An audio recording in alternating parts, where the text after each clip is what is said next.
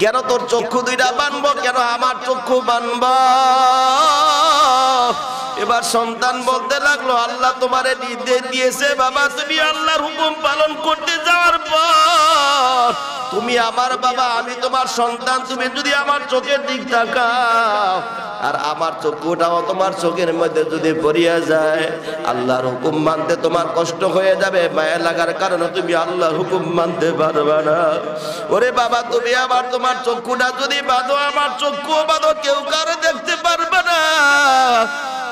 আল্লাহ সন্তুষ্টর জন্য আল্লাহর হুকুম পালন করা তোমার জন্য সহজ হয়ে যাবে। আল্লাহর পয়গম্বর ইব্রাহিম আলাইহিস সালাতু ওয়াস সালাম সন্তানের হাত পা বাঁধে নিজের চক্ষু বানালেন, সন্তানের চক্ষু বাইদা বানাইলেন। ছুরি লাগাইবে গলার মধ্যে, ছুরি দিয়া যতই চালায় আল্লাহ বলে, রে ছুরি আমি নির্দেশ দিলাম ইসমাইলের একটা পশম যাতে না কাটে। ছুরি যতই চালায়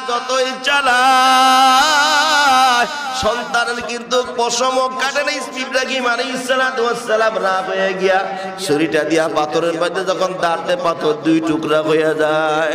এখনো পর্যন্ত সৌদি মিউজিয়ামে ওই পাথরের টুকরাটা এখন অক্ষত আছে। জোরে জোরে কোন সুবহানাল্লাহ। আবার দাঁড় দেওয়ার পরে যখন গলার মধ্যে আবার ছুরি লাগায়, এত যত চেষ্টা করে কিন্তু জবাই হয় না। আল্লাহ নির্দেশ দিলেন, সাবধান, ইসমাইলের একটা পশম যাতে না কাটে। জোরে কোন সুবহানাল্লাহ। ছুরি আল্লাহর কথা শুনবেনি, জোরে কোন শুনবেনি? শুনতো না? কারণ আল্লাহ যদি বলে, ইন্নামা আমরুহু ইযা আরাদা শাইআন আইয়াকুলা লাহু কুন ফায়াকুন।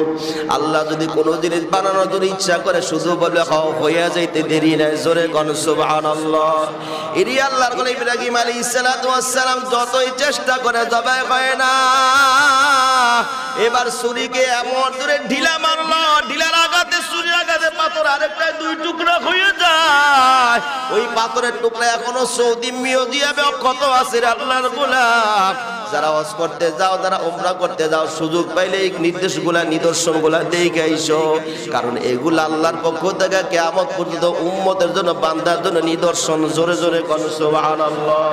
ওরে আল্লাহর গোলাম, এবার ছুরিকে টোকায় দিয়া যখন ইসমাইলের গলার মধ্যে লাগাবে, আল্লাহ ডাক দিয়া বলেন, জিব্রাইল কেন তাকায় আছো? ইব্রাহিম তো তিনবার চেষ্টা করে তার সন্তানকে জবাই করার জন্য। আমি তো ইব্রাহিমের প্রতি খুশি। জিব্রাইল যা, জান্নাত থেকে একটা দুম্বা নিয়ে ইসমাইলকে সরাই ইব্রাহিমের হাতের নিচে ধরায় দেয়। কারণ আমি আল্লাহ ইব্রাহিমের প্রতি খুশি, ইসমাইলের প্রতিও খুশি। আল্লাহ রাব্বুল আলামিন নির্দেশে জিব্রাইল জান্নাত থেকে দুম্বা নিয়া আসমানের প্রথম আসমানে আইসা তাকবীর দিতে লাগলো, আল্লাহু আকবার, আল্লাহু আকবার। এটা বলার পরে ইব্রাহিম আলাইহিস সালাতু ওয়াস সালামের কানে যখন আওয়াজ আসলো, এবার আসমানের দিক তাকায়া ইব্রাহিম আলাইহিস সালাতু ওয়াস সালাম বলল, লা ইলাহা ইল্লাল্লাহু আল্লাহু আকবার। অর্থাৎ আল্লাহ ছাড়া কেউ নাই, আল্লাহ ছাড়া কোনো ইলাহ নাই। আল্লাহ মহান, আল্লাহ মহান। জোরে কোন সুবহানাল্লাহ। আল্লাহর মতো কেউ আসেনি। জোরে কোন কেউ আসেনি। আল্লাহর মতো কেউ না, আল্লাহর সমকক্ষ কেউ হতে পারে না। আল্লাহ নিজেই তার তুল্য। দুনিয়ার কেউ আল্লাহর মতো হতে পারে? এরই আল্লাহর গোলাম ইব্রাহিম আলাইহিস সালাতু ওয়াস সালাম যখন এই তাকবীর দেওয়ার পরে জিব্রাইল আসমান থেকে আইসা ইব্রাহিমের হাতের নিচ থেকে ইসমাইলকে সরাই দিয়া দুম্বা সরাই দিল। এবার যখন ছুরি লাগাইলো হাতের মধ্যে, যখন রক্ত লাগছে, এবার যখন চক্ষুগুলা তাকায় দেখলো ইসমাইলকে, জিব্রাইল কাঁধের মধ্যে হাত দিয়া ইসমাইলকে নিয়ে জিব্রাইল দাঁড়ায় আছে। ইব্রাহিম আলাইহিস সালাতু ওয়াস সালামের হাতে নিজে দুম্বা জবাই হয়ে গেছে। জোরে জোরে কোন সুবহানাল্লাহ।